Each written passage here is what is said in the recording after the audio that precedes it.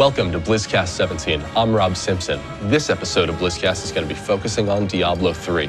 We're going to be talking about item, quest, and sound design. So let's get to it.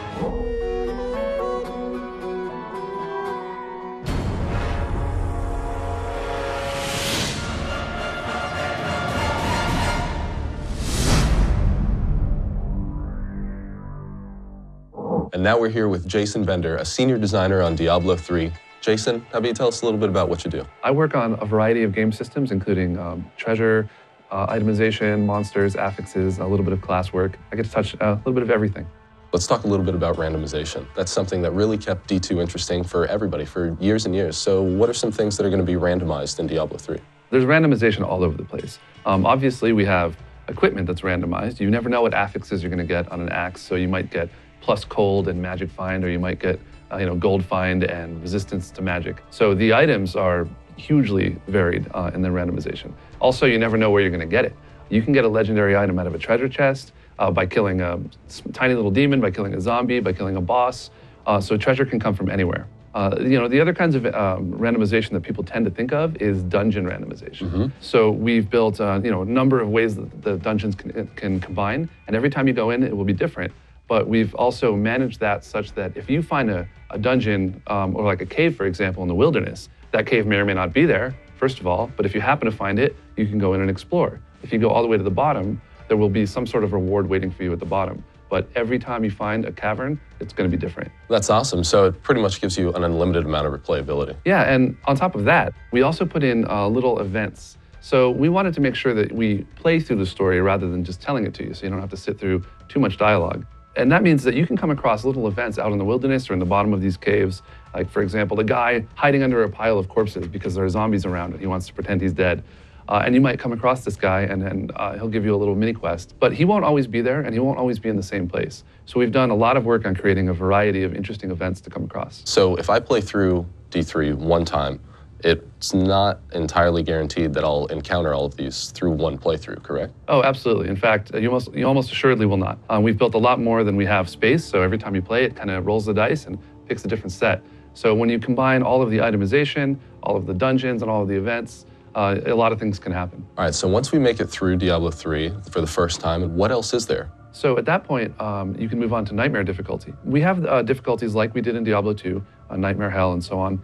And then that allows us to not just make the game harder. We introduce new affixes for champions and rare monsters, so you'll run into monsters that are doing things you haven't even seen before. We also have new items as you advance, more powerful affixes, but we actually crafted, we did art for the armor sets all the way through all of the difficulties. So you'll start finding armor that you've never even seen before. Okay. It'll have better stats, new name, and it'll look cool for everybody because we've done custom armor for male, female, every class. Right. So there's a ton of content to explore after your first playthrough. So now you said there's a lot of variety with the items that are available, and you lightly touched on creatures as well. Yeah, so as you advance through, not only are you finding new armor that you haven't seen before, and you'll also find new legendary weapons and things like that, sets, but you'll find that the champions and rares, the special powers they get, we found that a couple of them were a little too punishing for normal difficulty, so we're keeping those for a little bit later. So if you want a better challenge, Nightmare and Hell, you'll have some stuff going on with those monsters that is pretty tricky to deal with. Wow, that's really awesome. Well, Jason, thank you so much for coming down and talking to us a little bit more about Diablo 3.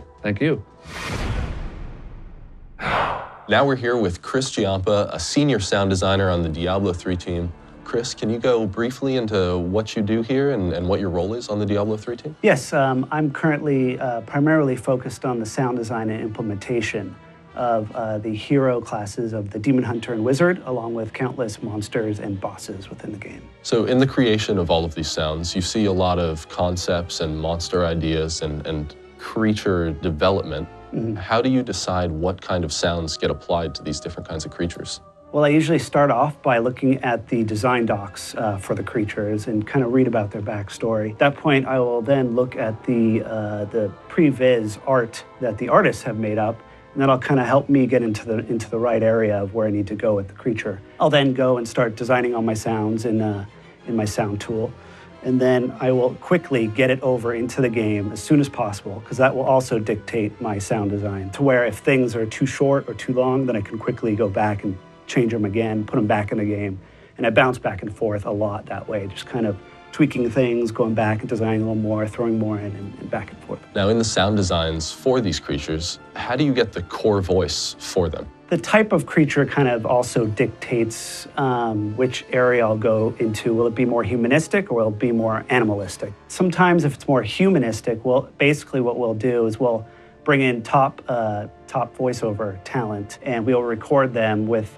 basically a condenser mic and a high-frequency mic.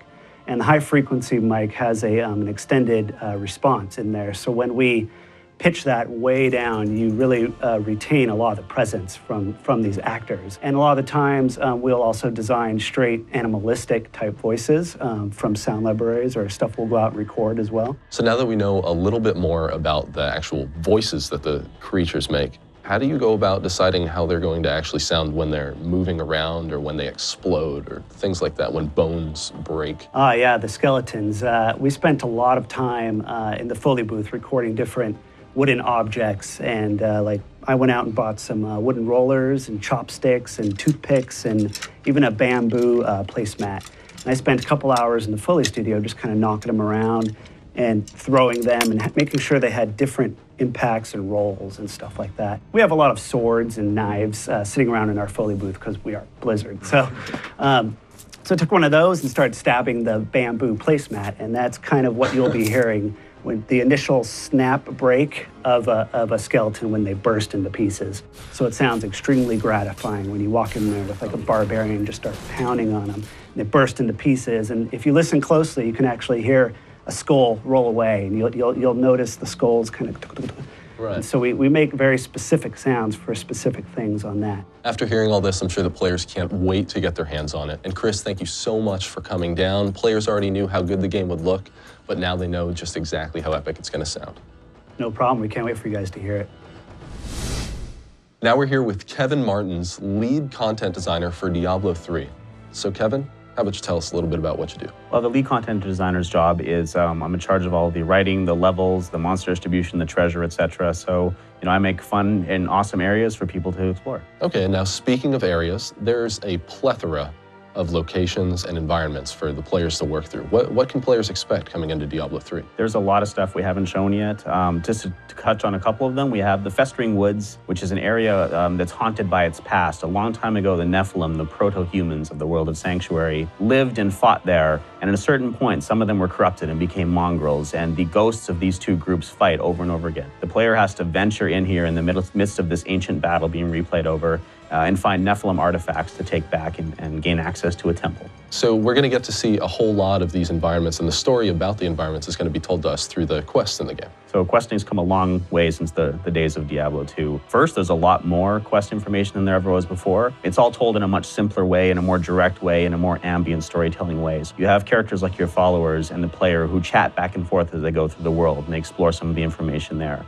In many cases, the quest NPCs will come along with your player so that they can discuss some of the elements you need to know to accomplish the quest while you're walking and fighting and traveling, as opposed to, wading through a quest conversation. In addition to that, we have lore books, which are these ambient storytelling mechanisms. You can pick up a book and learn a lot of ambient optional lore about the areas you're in, the monsters you're fighting. We've taken a lot of steps in the direction of greater questing and made it all simpler and shorter to take in. Now, if I'm going to go back and play with my friends, say I've already advanced a little further than them, how is that addressed in Diablo 3? So everything syncs up automatically. Our goal with co-op is to make it super dynamic and very easy to play with your friends no matter where they are in the game. So if you join your friend's game, you'll have the exact same quest state that he has. If an item's been picked up, it'll already be picked up for you. If it hasn't yet, you'll have it there. It's easier to find your friends. It's easier to jump to them. It doesn't matter what your level is. You can still join friends at higher levels. So there's really no limits to playing in co-op. It's very dynamic. You'll instantly join and you can instantly drop, and it'll not affect their game or your own. That's really great to hear. The less barriers we have to play with our friends, the better, obviously. Absolutely. So in maintaining that really immersive quest experience, it's very important for players to have fully voiced characters, and that's going to be no different in Diablo 3? Yeah, we have 10 player characters. There's 5 classes, both male and female genders.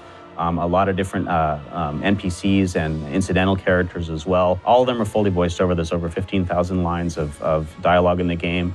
And it's also going to be fully voice-overed in all the other languages that we're releasing the game in as well. That's great. The fully voiced characters, I'm sure, will add a ton to the experience. It helps replay as well. You know, you play with another character, and every player character class has a different sort of perception of the events and has different commentary on it. Every class has a different reason for being there. They're all on the same quest, but they all have their own motivations, and that comes out a lot in what they talk about. Very cool. And so last but certainly not least, how are we going to get to the secret cow level? Well, it turns out that there's a real tragedy in that tale. During the events of Diablo 2, there was a brave and noble cow king, and he was slain by just evil heroes. I don't know why they would have done such a horrible thing. He was such a nice guy. But perhaps he lies restless in his grave, who knows? Or, you know, maybe there's just no interest in having anything like a cow level in the game, and maybe we'll cut it due to lack of interest. Who knows? All right, Kevin, well, thank you so much for coming down. We'll have to find that cow level for ourselves. All right, happy to be here. Thanks for joining us for BlizzCast 17, and a special thank you to all of our guests. We'll see you in Sanctuary.